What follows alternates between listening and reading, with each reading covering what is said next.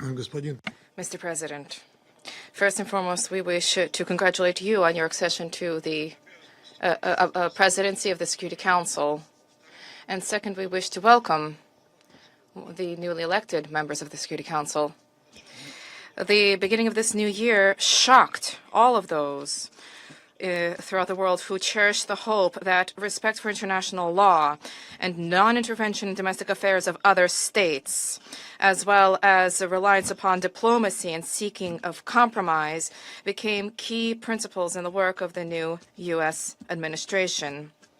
The assault against the leader of Venezuela, compounded by the deaths of dozens of Venezuelan and Cuban citizens, in the eyes of many, has become a harbinger of a turn back to the era of lawlessness and U.S. domination by force, chaos, and lawlessness, which continues to afflict dozens of states in various regions of the world. There is no and can be no justification for the crimes cynically perpetrated by the United States in Caracas.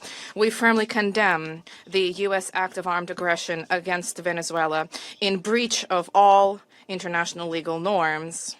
In connection with the confirmed reports about the presence of the abducted president of Venezuela, Nicolas Maduro, and his spouse in the United States, today, as we are aware, they are in New York, we call upon, corrects the Speaker, the U.S. leadership to immediately release the legitimately elected president of an independent state and his spouse.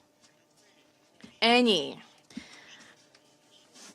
problems existing or conflict between the United States and Venezuela need to be resolved through dialogue. And this is precisely what is enshrined in the UN Charter, the purposes and the principles of which a number of states in recent years have begun to apply selectively, depending upon the political landscape. Today, we are reaping the consequences of their recklessness and selectivity in matters related to respect for the norms of international law, which were linked to the so-called rules-based world order. Here is your rules-based world order in all of its glory, which is horrifying even the staunchest Atlanticists. Mr. President, we extend our firm solidarity with the people of Venezuela in the face of the external aggression. We firmly support and completely support the policy of the Bolivarian government, which is geared towards protection of their national interests and the sovereignty of the country. Washington's aggressive acts have already been condemned by many states and multilateral associations, including the Non-Aligned Movement, the African Union, as well as a group of friends in defense of the Charter of the United Nations. We hope that the international banditry will immediately be met with objective and comprehensive assessment at the international legal level, with United Nations, universal mechanisms, and other multilateral formats being brought to bear.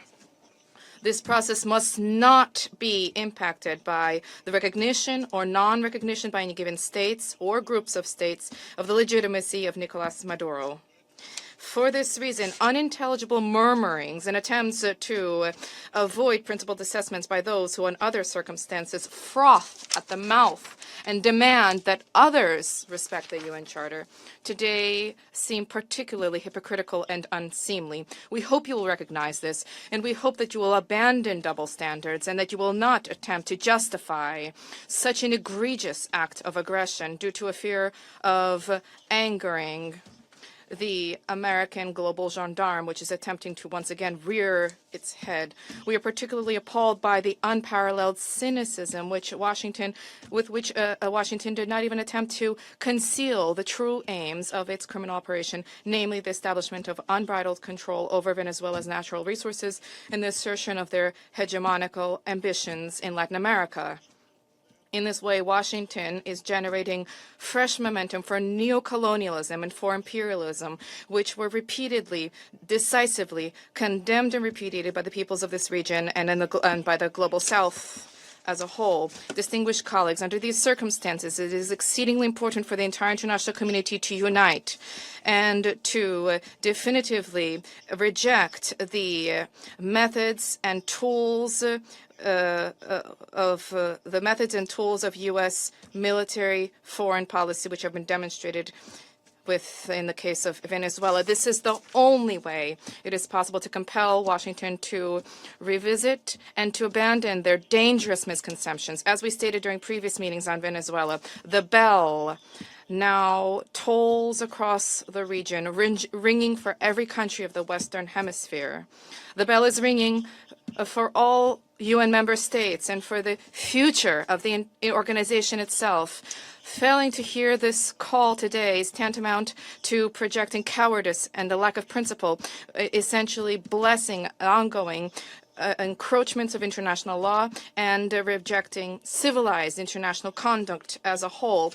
We cannot allow the United States to proclaim itself as some kind of a supreme judge, which alone bears the right to invade any country, to label culprits, to hand down and to enforce punishments, irrespective of notions of international law, sovereignty, and non-intervention. Is this the world we sought to attain as we marked the 80th anniversary of the adoption of the Charter of the United Nations, when we all signed on to the relevant Security Council presidential statement? Is this the aim of United Nations reform, which we all advocate? Or has the United Nations and Security Council thereof, do they no longer exist? And is there need now to seek from Washington a patent rule, so to speak? And is the self-determination of every person's and their right to determine their future worthless? These are the questions that we all must address today. And if this response is sincere, if it is principled, then perhaps the U.S. leadership, too, which openly is asserting intention to run another country for the benefit of the United States, they will perhaps glance at their own constitution, their constitution of the United States, which begins with the words, "We the people of the United States," and will begin, in fact, to recognize the sovereignty of other states rather than deposing inconvenient regimes. Thank you.